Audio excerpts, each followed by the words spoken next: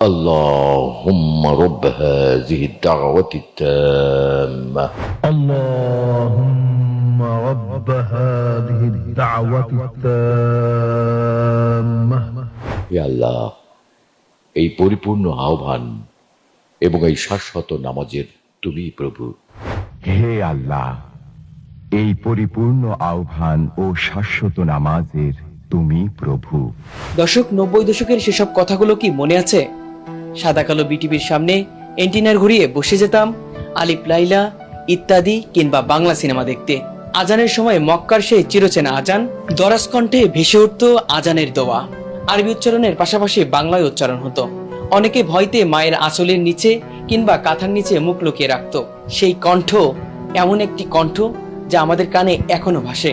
তবে প্রশ্ন থেকে যায়, আপনাদের মনে কি কখনো জাগেনি সেই কণ্ঠের স্রষ্টা আসলে কে? কে এই কণ্ঠের মালিক? দর্শক, আজকে আমরা আপনাদের হৃদয়ে প্রবেশ করে সেই প্রশ্ন জাগিয়ে তুলছি। তিনি আর কেউ নয়, সেই কণ্ঠের পেছনে আছেন আমাদের কিংবদন্তি ভয়েস আর্টিস্ট সৈয়দ ইসমত তোহা। কথা বলবো তার সাথে, জানতে চাইবো তার ভিতরের কিছু কথাগুলো। দর্শক, চলুন একটু তার সাথে কথা বলি। আসসালামু আলাইকুম, কেমন আছেন? ওয়ালাইকুম আসসালাম রহমতুল্লাহ বরকাত। আমি তো সবসময় ভালো থাকি, অথবা ভালো থাকার চেষ্টা করি। আল্লাহ মানুষকে সুস্থ রাখেন, অসুস্থ রাখেন, উনি রাখেন, এবং ওনার প্রশংসা করতেই হবে। আমাকে সুস্থতা রেখে আল্লাহ খুশি হলে যদি ভালো হয়, সেটা আমি খুশি। আমাকে অসুস্থ রেখে আল্লাহ যদি খুশি হন, তাতে আমি খুশি। সেই জন্য আমি বলি যে আমি সবসময় ভালোই থাকি এবং ভালো থাকার চেষ্টা করি। এই লাইফে আসলে কতগুলো কাজ হয়েছে এখন পর্যন্ত, এবং কি কি ধরনের কাজ হয়েছে? লাখ পার হয়ে গেছে মনে হয়। কি কি ধরনের কাজ? আর এটা উপস্থাপনা, অনুষ্ঠান ঘোষণা, নিউজ রিডিং, তারপরে কবিতা আবৃত্তি, মানে কণ্ঠের পরে যত কাজ। ডকুমেন্টারি তো সর্বোচ্চ। এখন তো 95-98% ডকুমেন্টারি আমি করি বাংলাদেশে। যখনই কোনো প্রতিষ্ঠান থেকে কোনো ডকুমেন্টারি করার কথা ওঠে, তখন আমার নামটি আগে ওঠে, আল্লাহর রহমতে ইনশাআল্লাহ। এটা আল্লাহর কাছে শুকরিয়া করি। সরকারি, বেসরকারি কোম্পানি, প্রপার্টিশিপ বলেন, তারপরে আপনার ব্যাংক, বিমা, অফিস, ইন্ডাস্ট্রি, এগুলো যত ডকুমেন্টারি বাংলা ইংলিশ আমি করি। আমি বিজ্ঞাপন বাংলা, ইংরেজি, উর্দু, হিন্দি 4টা ভাষায় করেছি। বাংলাদেশের জনপ্রিয় কিছু কাজের কথা যদি বলতেন, এবং সেগুলো এখন মনে আছে কিনা, বিজ্ঞাপন থেকে শুরু করে বা কিছু জনপ্রিয় যা এখনো প্রতিটা মানুষের হৃদয়ে আছে, দেশের যে বিজ্ঞাপনগুলো করেছে। বিজ্ঞাপন এখন তো তোর মনে নেই। যখন আমাদের আসলো বাংলাদেশে, যখন মোবাইল ফোন আসলো, মোবাইল ফোন যত বিজ্ঞাপন, চাই গ্রামীণ ফোন হোক, রবি হোক, এয়ারটেল হোক, যে কোনো কোম্পানি হোক, সব কোম্পানির অ্যাড আমি করেছি, সব কটার। এত তোর মনে থাকে না। ইবনে সিনা যে অনুষ্ঠান এখনো পর্যন্ত যায়, যে প্রত্যেক ওদের যতগুলো প্রতিষ্ঠান আছে, হসপিটাল, ওখানে ইনডোর যতগুলো যায়, সবই আমার করা।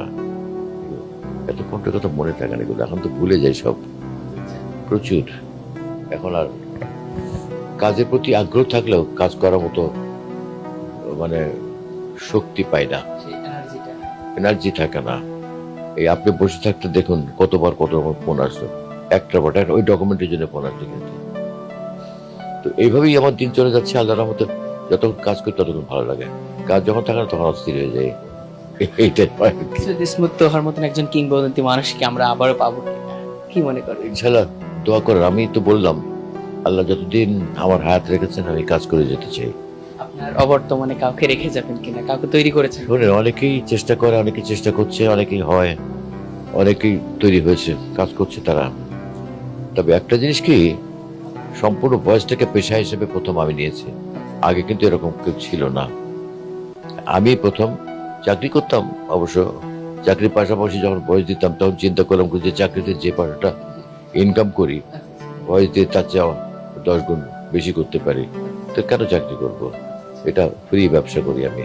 আমি দীর্ঘদিন কাজ করার পর যখন ঢাকা আসলাম 1985 সালে, তখন আমি চিন্তা করলাম যে আমি আমার কণ্ঠে যদি পবিত্র কোরআনের 30 পারার তর্জমা যদি করতে পারতাম, আমার ওইটা হচ্ছে সবচেয়ে সবচেয়ে মূল্যবান জিনিস হবে। এবং আল্লাহর কাছে সেটা চেয়েছিলাম। ওই নিয়তটা আল্লাহ আমাকে তার 2 সপ্তাহ মধ্যে পূরণ করেছেন।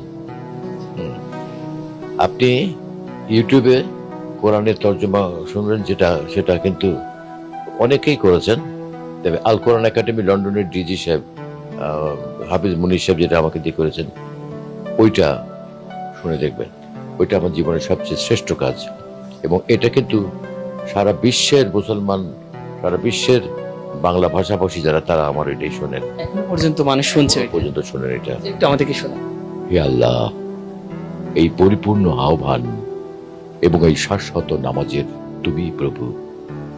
হযরত মুহাম্মদ সাল্লাল্লাহু আলাইহি ওয়াসাল্লামকে দান করো সর্বোচ্চ সম্মানিত স্থান, সুমহান মর্যাদা, এবং বেহেশতের প্রশংসিত স্থানে তুমি তাকে অধিষ্ঠিত করো। নিশ্চয়ই তুমি প্রতিশ্রুতির ব্যতিক্রম করো না। আল্লাহুম্মা রাব্ব হাযিহি দাওয়াতি তাম্মা والصلاة القائمة آت محمدا الوسيلة والفضيلة والدرجة الرفيعة وابعثه مقاما محمودا الذي وعدته إنك لا تخلف الميعاد بسم الله الرحمن الرحيم قل هو الله أحد الله الصمد لم يلد ولم يولد ولم يكن له كفوا أحد। এরকম হয়তো আমরা নিজেরা, আমরা যখন কোরআন শরীফ পড়ি সেটা তো তেলাওয়াত করে পড়ি না, আমরা সরল পড়ি। তারপরে যখন আমরা নামাজ পড়ি তখন তো তেলাওয়াত করে নামাজ পড়ি না, একবার ইমাম সাহেবের মতো।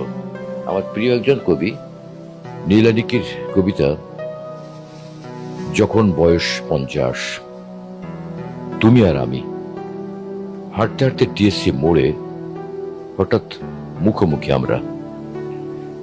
দেখতে দেখতে আজ দুজন একই ঘরে, বাদলাম সংসার, নিলাম দায়িত্বভার। ধীরে ধীরে সময়ের ভিড়ে, বয়সের ভারে, বলতে বলতে যৌবনের রোদ মাখা দিনগুলো কোথায় হারালাম দুজনারে। এখন দৌড়ে এসে তুমি দরজা খুলে দাও না, যেমনটা দিতে 20 বছর আগে। এখন যে যার মতো আসা যাওয়া, ক্লান্তিগুলো শুধু আমাদের ভাগাভাগি। সময় নিয়ে বাইরে খাওয়া, ঘন ঘন শপিং, ছবি তোলা, বায়না ধরা, কবিতা পড়া, মন থেকে তবু হয় না ভোলা। বয়স জিনিসটা কেমন বলতে পারো? কালো চুল সাদা, টানা ত্বকে ভাঁজ, ঝটপট কোনো কিছু করা হয় না আর। আগের মতো নেই তেজ অথবা লাজ। তোমার জন্মদিনে এখনো ফুল কিনি, খিটমিটে আমি বাজে বকি সব কাজে। এসব নাকি স্বাভাবিক, বয়স হয়েছে 50 কিংবা তারও বেশি। তুমি আর আমি, মা বাবা, এখন সন্তানই আমাদের অভিলাষ।